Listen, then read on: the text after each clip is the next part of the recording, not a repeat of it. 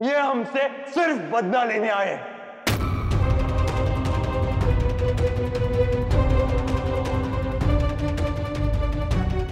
सालों पहले वाली किसी बात का बदला।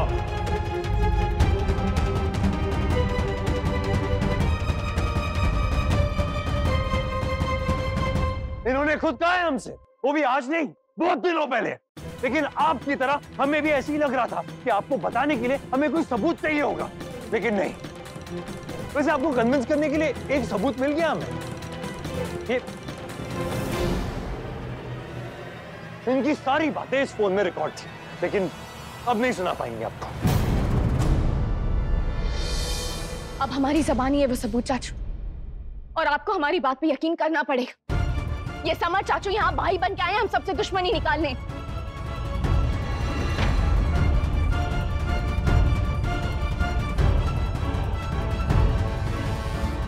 बस करो नायरा, बस करो तुम दोनों। अरे थोड़ा तो शर्म करो। एक अच्छे भले इंसान पे तुम लोग इल्जाम पे इल्जाम लगाए जा रहे हो। कोई अच्छे भले नहीं है ये। और मैं तब तक चुप नहीं रहूंगा चाचू, जब तक आप मान नहीं लेते। मैं तब तक बोलता रहूंगा आपको, और आपको सुनना पड़ेगा चाचू।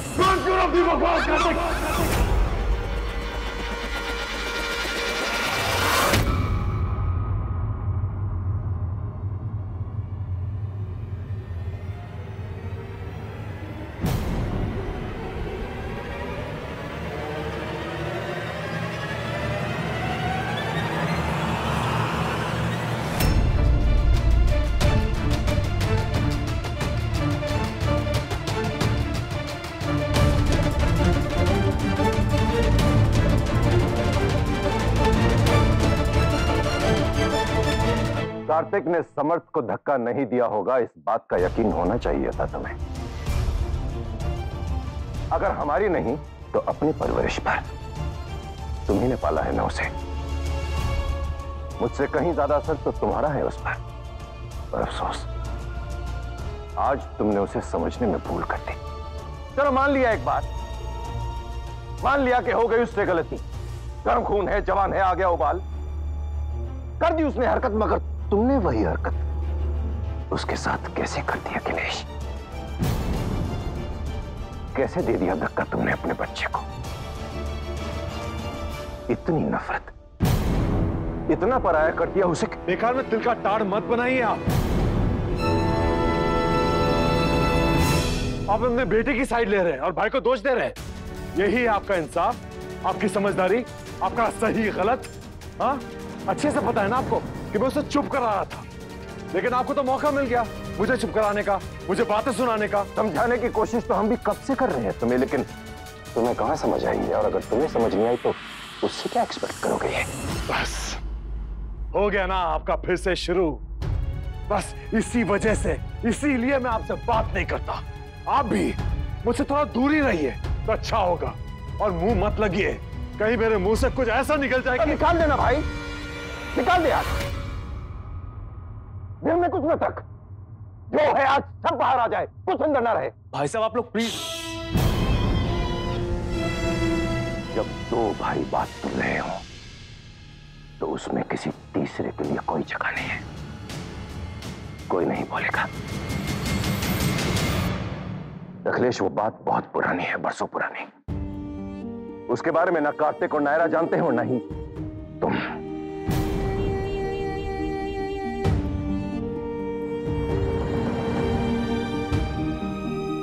अगर कोई जानता है तो मैं और मां। समर्थ यहां क्यों आया है? क्या सोचकर आया है? क्या करने आया है? इससे मुझे कोई फर्क नहीं पड़ता। फर्क पड़ता है इस बात से कि तुम क्या सोचते हो। किसी की हिम्मत नहीं, किसी की औकात नहीं कि तुम्हारे और मेरे बीच में आए। समर्थ तुम्हारे और मेरे बीच इसलिए आया है क्योंकि तुम लाए हो उसे। तुमने उसे लाकर खड़ा किया है। तुमने उसे वो दरार दिखाई है जिसके रास्ते वो दाखिल होके आज यहाँ हमारे बीच आकर खड़ा हुआ है। तुम मुझसे नाराज हो ना, तो नाराजगी निकाल लो, करो गुस्सा मुझ पर, चिल्ला मुझसे, लेकिन अपना बन के, पराया बन के नहीं। इसलिए चलो लो ये। मारो मुझे, मारो मुझे, घसीट घसीट के सारी दुनिया के सामने मारो, बेइज्जत करो सारे समाज के सामने, प्रेस बुलवाओ, लेकिन वो करो जो तुम्हारा मन कहता है। अपने मन की शांति के लिए करो, किसी को पाने पर नहीं। जो भी हो, हम भाइयों के बीच हो, उसमें किसी और के लिए कोई जगह नहीं हो सकती। गुस्सा करो, धक्का दो, घसीटो, लेकिन कुछ तो करो। आज की बात यही खत्म हो जानी चाहिए। खत्म ही तो करना है सब मुझे। तो करना मेरे भाई, कर दे खत्म। शक्ल नहीं देखनी मुझे आपकी। नहीं, ये तो नहीं होने दूंगा मैं। प्लीज मुझे मजबूर मत कीजिए कि मैं कोई बदतमीजी करूं। आप चाहिए या तो मुझे जाने दीजिए। नहीं भाई, जाने तो नहीं दूंगा, ये नहीं हो पाएगा। आज जो बात होगी यही होगी, इस बात को यही खत्म कर दो। मुझे जाने दीजिए प्लीज। जाने तो नहीं दे सकता भाई। मुझे कोई बात नहीं सुननी आपकी। तुम भाई हो मेरे, कोई कुछ भी कहे, हमारा हक तो उसके ऊपर है। मुझे कोई रिश्ता नहीं रखना आपसे। बस करो, बंद करो ये झगड़ा, बंद करो।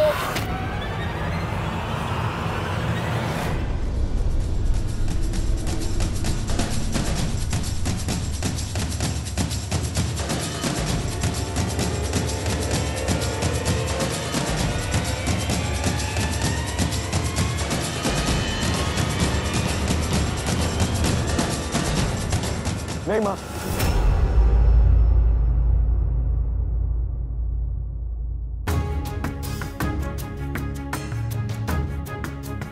जब पहली बार वो धुन छाई तभी हम समझ गए थे कि कुछ तो गलत होने वाला है, लेकिन सबने हमें समझाया कि हमारा वहम है। फिर जब तुम आए तब जैसे सिहर गए हम, लेकिन समझा लिया खुद को, संभाल लिया कि तुम तो हमारे अपने हो। तुम वो गलती नहीं करोगे जो बरसों पहले तुम्हारे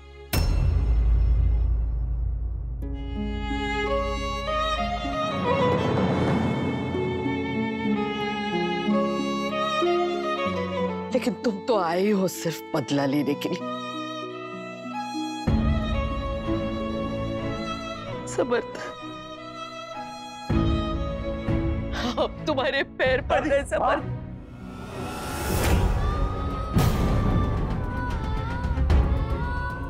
हमारे परिवार को बख्श दो समर्थ, इनका कोई वास्ता नहीं है।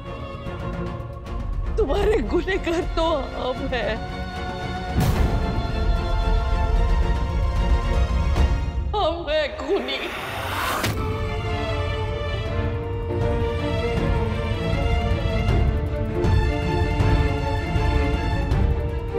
हमने मारा है अपने देवर को, हमने मारा है तुम्हारे पापा को, सजा हमें मिलनी चाहिए।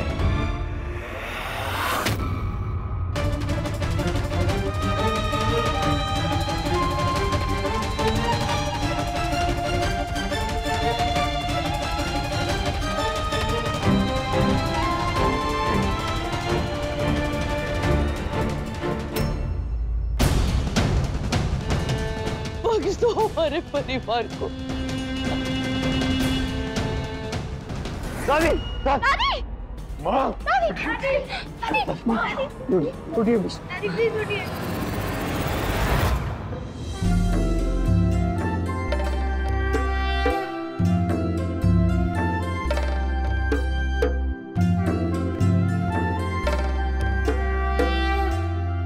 आज धनतेरस के दिन हम कुबेर जी से ये प्रार्थना करते हैं कि सबके भंडारे भरे रहे, सबके घरों पे आपकी और लक्ष्मी जी की छाया बनी रहे। आपके होने या ना होने से किसी भी रिश्ते में दरार ना आए। डोंट वरी, सब ठीक हो जाएगा। पता नहीं कब नक्श, क्योंकि अभी तो कुछ भी ठीक नहीं है। आई डोंट इवन नो कि वहां पूजा हुई भी या नहीं हुई, और अगर हुई तो कैसे हुई। तो कीर्ति, आप फोन करके पता कर लीजिए ना। मैंने किया था नक्श, पर किसी ने उठाया नहीं। अरे तो हो सकता है कि सब पूजा में हो और फोन का किसी को पता ना चला हो। कीर्ति, बेटा पूजा के दिन इस तरह मन खराब मत करो।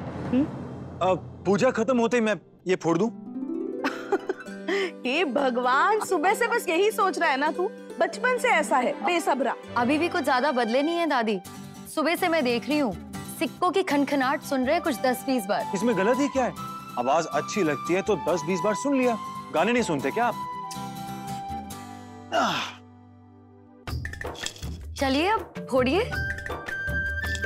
बस कर लल्ला, फोड़ नहीं तो मैं तुझे फोड़ूंगी। चलिए। देखिए कोई घबराने की बात नहीं है, शी इज फाइन। थोड़ा एग्जॉस्टेड लग रही है, बीपी भी बढ़ा हुआ है, बट नथिंग टू वरी, जल्दी होश आ जाएगा।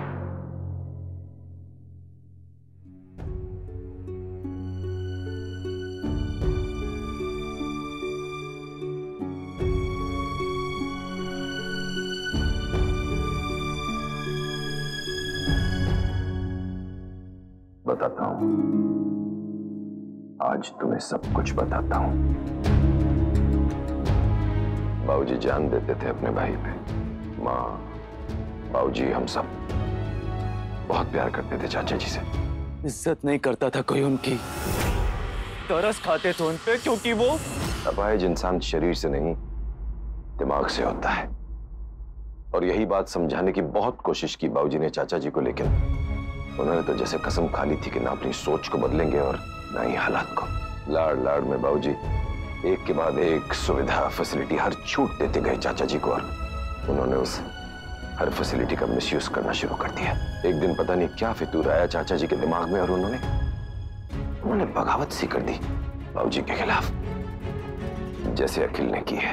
अरे ऐसे तो नहीं हो जाता ना कोई अपने सगे भाई के खिलाफ, कोई तो कारण रहा होगा ना। ताऊ जी, ताई जी नहीं फील कर पाए थे, पर बाऊ जी बहुत हर्ट थे। माँ और बाबूजी ने बहुत समझाने की कोशिश की उन्हें, मगर उनकी जिद और उनका गुस्सा बढ़ता गया। और उनकी चिंता में बाबूजी ने पहले बिस्तर पकड़ लिया और फिर हम सबको छोड़कर चले गए। सब कुछ माँ के जिम्मे छोड़कर। और हम कुछ नहीं संभाल पाए। भाई साहब, आप तो हमेशा ही हॉस्टल रहे ना। काश मैं भी चला गया होता कहीं, तो मुझे भी ना देखना पड़ता वो सब। मुझे अच्छे से याद है वो दिन, एक अजीब सी धुन थी हर तरफ। वो धुन सब कुछ खा गई। पहले उन पैसों का हिसाब दो अवधेश, जो पिछले हफ्ते तुमने लिए हैं। मैं मालिक हूं, मालिक। मालिक कभी किसी को हिसाब नहीं देते। बिजनेस में नुकसान पे नुकसान होता जा रहा है। घर हवेली बिकने के दिन आते दिख रहे हैं, लेकिन तुम्हें ना कोई एहसास है ना कोई चिंता। ये झूठ किसी और के सामने बोलना। ये घर हवेली बिजनेस तुम खुद हड़प करना चाहती हो, इसलिए नुकसान का नाटक कर रही हो। क्या मैं समझता नहीं? मुझे मेरा पैसा दो, वरना मैं घर छोड़कर चला जाऊंगा यहाँ से। हाँ, जाओ जाओ जहां जाना है। जिस दिन तुम्हारे भाई साहब गए, उसी दिन तुम्हें इस घर से निकालना चाहिए था। ये सब मनीष और अखिलेश के लिए कर रही हो ना। मेरा बेटा समर्थ कुछ नहीं लगता तुम्हारा। मैं सब समझता हूँ। जिन बेटों के लिए तुम मुझे निकाल रही हो ना, उन्हीं में से एक निकालेगा तुम्हें। याद रखना मेरी बात। ये शराब है मेरा। माँ, क्या हुआ? क्या हुआ चाचा जी? अवधेश, मुझे मेरा हिस्सा चाहिए अभी की अभी, वरना मैं अपनी जान दे दूंगा और मैं अपनी मौत का जिम्मेदार तुम्हें ठहराऊंगा। हाँ, जाओ कर लो जो करना है। भगवान करे तुम्हारी ये इच्छा भी आज पूरी हो जाए। जाओ जाके मर जाओ कहीं। भगवान ने तुम्हारे भाई साहब की जगह तुम्हें क्यों नहीं उठा लिया? फिर क्या हुआ दादी? सही कहते हैं लोग, हर शब्द सोच समझ के बोलना चाहिए। पता नहीं किस वक्त जुबान पे सरस्वती बैठी हो और वो सच हो जाए। पता नहीं उस दिन उस पल कैसे भूल गए हम ये बात, और वो कह बैठे जो हमें कहना नहीं चाहिए था। हमारी काली जुबान ने मारा हमारे देवर को। हमारी वजह से मर गया वो। दादी, जो हुआ उसमें आपकी कोई गलती नहीं थी। वो बस एक एक्सीडेंट था। नहीं किट्टू, सारी गलती हमारी थी। हमने कहा उसे मर जाने को। सिर्फ कहने से कुछ नहीं होता दादी। कोई कुछ भी कहे नायरा, लेकिन हमारा अपराध बहुत कम नहीं होगा। अवधेश दादाजी की तरह आप भी जिद पकड़ के बैठ गई है दादी।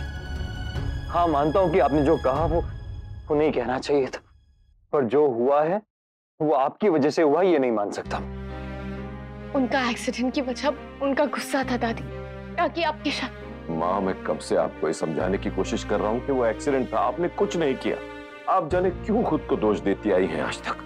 अपने साथ अन्याय करना बंद कीजिए दादी। इसमें आपकी कोई गलती नहीं है। प्लीज मत सोचिए इसके बारे में। एक बात समझ में नहीं आई पापा। दादी का गिल्ट जो है सो है, पर समर चाचू किस बात का बदला लेने आए हैं? हाँ, किस बात का बदला लेने आए हैं? बदला नहीं, हो सकता है वो अपना हिस्सा लेने आए हों। हिस्सा ही लेना था तो मांग लेते आके, या कोर्ट चले जाते, केस कर लेते हम पर। इस तरह घर आए सबके बीच। उन्होंने हमसे खुद कहा कि वो बदला लेने आए। ये तो सोचने वाली बात है। समझ में नहीं आ रहा किस बात का बदला लेने आए वो। क्या हुआ था उस रात मेरे भाई? तुझे कुछ पता है? किसी ने कुछ बताया? कुछ बताने की जरूरत नहीं थी। जो हुआ वो सब खुद देखा मैंने अपनी आंखों से। वहीं था मैं उस रात। मनीष के बाबूजी की जगह भगवान ने तुम्हें क्यों नहीं उठा लिया? जाओ, जाके मर जाओ कहीं। जा रहा हूं मैं। जाओ, जा रहा हूं। जाओ, जाओ। हादसा तो हुआ है कार्तिक, पर गलतफहमी उससे भी बड़ी। दादी की तरह समर चाचू को भी यही लगता है कि अवधेश दादाजी की मौत की जिम्मेदार दादी है। मैं तुम्हें 2 मिनट में दूर कर दूंगा। बच्चे है क्या? वो समझ में नहीं आती उन्हें बात। मैं भी बच्ची नहीं थी ऋषिकेश में कार्तिक, बड़ी हो गई थी, पर फिर भी नहीं समझी, ना ही वापस आई। समर चाचू ने भी जिस उम्र में ये सब देखा, अपनी ताई जी को अपने बाबूजी पे चिल्लाते हुए, डांटते हुए, उन्हें गलत समझा। उनकी इस गलतफहमी को दूर करने वाला भी तो कोई नहीं था ना। मर गए भाऊजी। सड़क पर पड़े पड़े जान दे दी उन्होंने अपनी। इस कार से एक्सीडेंट हुआ था ना, उसका ड्राइवर भी आया, भागा नहीं। पर नहीं आए तो ताई जी और भाई साहब। अब नफरत नहीं तो और क्या करता वो बच्चा उनसे? हाँ, है मुझे नफरत ताई जी से, है मुझे नफरत भाई साहब से। अगर उन्होंने उस दिन वो ना कहा होता, रोक लिया होता मेरे बाबूजी को, तो अनाथ नहीं होता मैं। अपनी मम्मा को गलत समझती थी।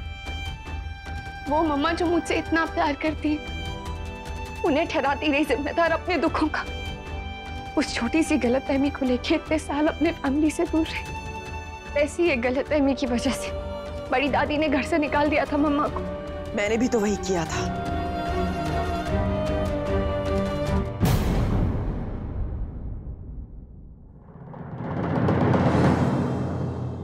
अपनी नफरत के साथ जी लेता मैं पूरी जिंदगी, पर जब मैंने देखा कि आपके साथ भी वही हुआ जो मेरे बाबूजी के साथ हुआ था, देखा कि इतिहास दोहरा रहा है खुद को, तो रोक नहीं पाया मैं। बर्दाश्त नहीं हुआ मुझसे। नहीं चाहता था कि एक और अवधेश गाड़ी के नीचे आके मर जाए और उसके बच्चे बेघर हो जाएं जैसे मैं हुआ था। ताई जी ने आपको मनीष भाई साहब से कम समझा है हमेशा। यही सोच है उनकी कि छोटा कभी बड़ा हो ही नहीं सकता।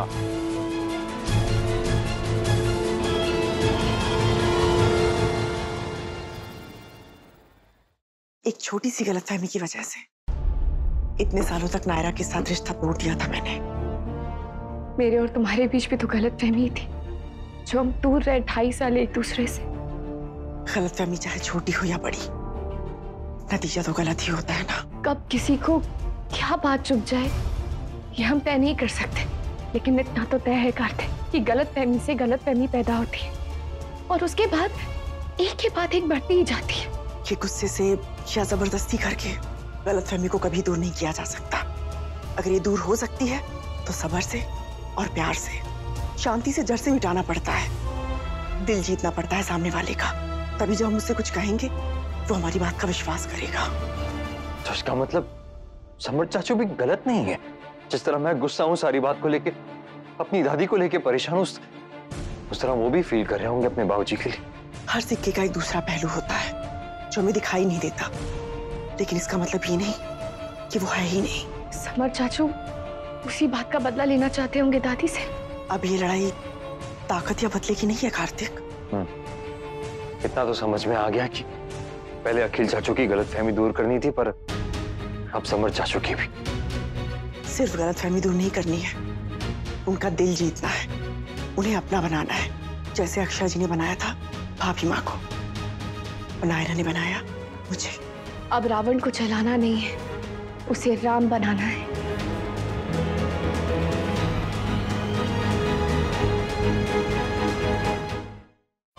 रिश्ता क्या कहलाता